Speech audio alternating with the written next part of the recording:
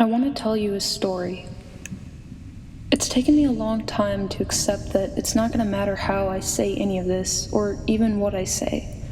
Because the world is so saturated with voices now, everything has become noise. And that makes me feel pretty stupid when I try to say anything at all. But I remember the first time I heard it. Something in my childish brain, the same one that didn't know our dog was going to die one day, or that mom and dad weren't so very perfect after all, something in my unsuspecting soul fell in love. Now I want to be clear, I don't idolize the idea of love, especially love at first sight, because I think the best kind is when you know all these horrible things about some horrible person, and you decide to love them anyway. But I don't know how else to describe what happened to me that day. It was instant. And the worst part is it's been almost 20 years since I heard my grandma's criminally out-of-tune piano echoing over the laughter of my cousins, but I can still remember exactly how it felt. Even though my chaotic family was making all this noise and commotion from every direction, I could hear every note of that worn-out piano with perfect clarity, and I was consumed. It was unsettling how after that day I started to notice silence. Almost as if from that point on, every moment that I couldn't hear the keys of a piano, my world had become mute. Not long after this, my family was fortunate enough to provide me with a keyboard. In retrospect, I think it was really a peace offering after I made my intentions known in ways I can't remember exactly. I must have been annoying, but whatever I did, it worked. And that keyboard is the best gift I have ever received. It was followed by an additional surprise gift of headphones a few weeks later. At the time, I'll be honest, those headphones were a major blow to my pride. But once I got over myself, they turned out to be the unlikely key to endless hours of practice. Now, I don't know if you've ever been in a dark room with a piano, but those contrasting black and white keys are one of the last things you can easily perceive before you can see nothing at all. It didn't take me very long to discover that, and so late at night, after everyone had gone to sleep, I would crawl out of bed and, appropriately, meet my beloved under the moonlight. All I could see was the keys, and all I could hear was the music. And the hours I could play without interruption were endless. Now I'm going to skip to the end here. I didn't become a concerto pianist, and I never acquired the world-renowned soloist status or bought the lucid concert grand piano that I'd spent so much of my spare time dreaming of. The lesser of what I have gained from so many hours spent with predictable black and white keys is a sense of consistency.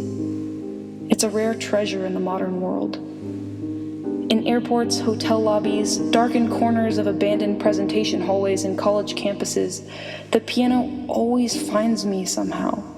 I don't know who insists on placing these massive pianos in public places all over the world, but I'm grateful for it. Because whenever I see those keys, they greet me like an old friend. It doesn't matter how much I've changed since we last saw each other.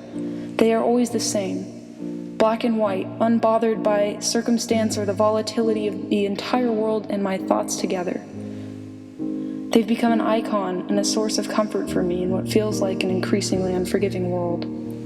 But consistency is nothing compared to the greatest thing the keys have given me. It's hard to describe, and it feels a little silly saying this, but I'll try anyways. Through hours in darkness, I learned a language. I learned to communicate in a completely new way, to directly express my feelings through that language. And I know you've already heard music as its own language, but this is more than theory. Sheet music and theory are, to me, these valiant efforts at capturing the rules and grammar of this language. They try to set the boundaries and somehow harness the essence of music, and they get so brilliantly close. But you can feel it. It's so much more than those formulas and timed pauses. I spent the past 2 weeks thinking about how bizarre it is that music is universal, namely, how it can be understood regardless of the barriers of time, culture, and language. It seems to me that music is something completely outside us. So there's undeniably something deeper that happens between the musician and their instrument. The sheet music is a guideline, but it can't describe the electricity between the player and the keys. I wish theory could explain why we can already feel the notes before we play them. I wish it could tell me how I found a way to play out my thoughts. And no, they don't always come out right. They almost never do. But then I catch myself, and it's been an hour that only felt like 5 minutes. I've been locked in communication, in a realm beyond words.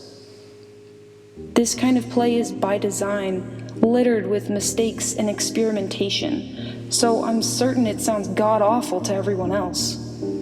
I've only met one other person who used to enjoy the ugliness of musical expression with me. That same person would get very angry with me whenever I said that I never wrote any music, but I truly believe it. Even if somehow the keys under my fingertips make a sound that has never before been heard in all of history, those notes were already there, waiting for me. I only found them. So I don't say that I write music. I discover it. But I can't even say that, really, because after all, I never discovered anything. So many years ago, when I was just a child, and every single day since then, it discovered me.